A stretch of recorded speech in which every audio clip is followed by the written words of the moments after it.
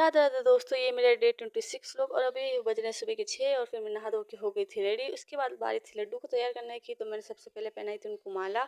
और अब बारी थी उनको इत्र लगाने की और मुकुट पहनाने की, तो मैं उनके लिए ले आई थी मुकुट और इत्र। तो मैं लड्डू को मुकुट पहनाई दी थी, लेकिन ये देखो इनको कितने नाटक आ रहे थे पहनने में, लेकिन फिर भी जैसे तैसे मैंने इनको पहनाया। और अब बारी थी इनको इत्र लगाने की, तो मैंने इनको लगाया और ये इनका फाइनल श्रृंगार लुक। उसके बाद फिर मैंने पूजा की।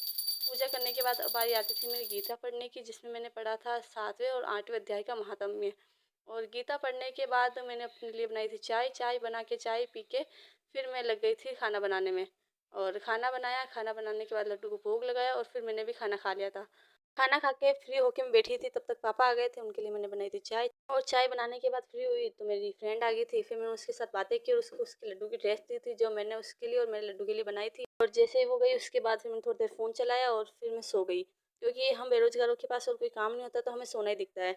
और उसके बाद फिर से मैंने एक बार और फ़ोन चलाया, फिर मैंने झाड़ू निकाला और शाम के टाइम मैं और मेरा भाई निकल गए थे मंदिर की तरफ। फिर मैं अपनी फ्रेंड के घर गई थी, पहले तो उसको लिया था वहाँ से, फिर हम दोनों गए थे मंदिर, वहाँ पे जाके हमने दर्शन किए, वापस आके मैंने खाना खाया था। खाना खाने के बाद अब बारी थी लड्डू को सुलाने की। और आज के लिए इतना ही, मिलते हैं अगले व्लॉग में, बाय।